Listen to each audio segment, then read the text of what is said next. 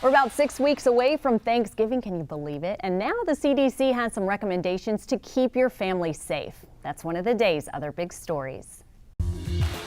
If you're planning on hosting Thanksgiving, you might want to think twice.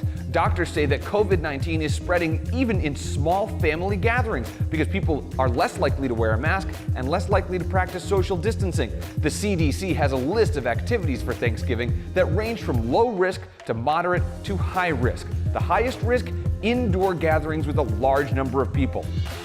Stephen F. Austin University reaches a settlement for a swatting incident on campus. 6 students claimed the school violated their rights to due process. They were accused of filing a false report against a Houston student that led police to her room in the middle of the night.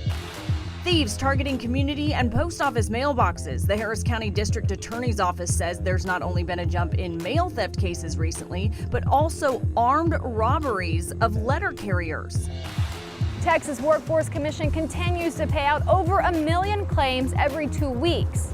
With new claims of unemployment coming in every day, some of them fake. One Houston business owner says she got 3 fraudulent claims just this week alone, one of them using her own name and Social Security. It's a walk-off home run! Carlos Correa! Astros win! A thrilling finish. The Astros get the walk-off win to force Game 6 in the ALCS. First pitch today at 5:07.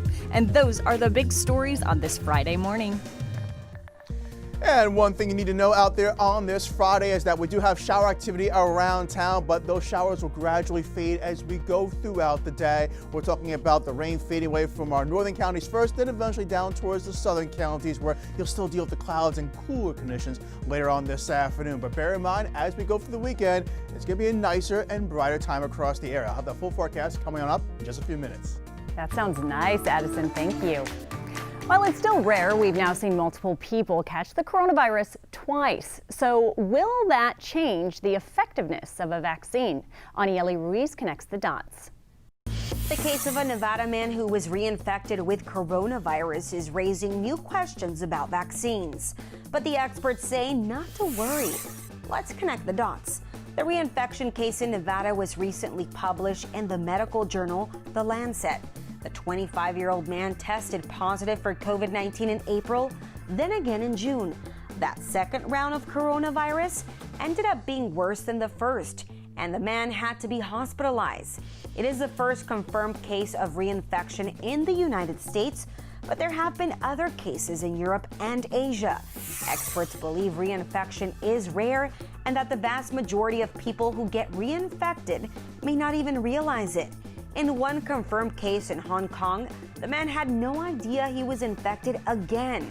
His case was only caught by a routine screening at the airport. These reports of infections have sparked concerns about vaccine. If natural immunity lets you catch coronavirus again, can immunity from a vaccine really protect you? Experts say yes. According to them, vaccines often do a better job at generating a robust immunity than natural infection. But we won't get a final answer until testing trials are over. Connecting the dots, I'm Anieli Ruiz for H-Town Rush.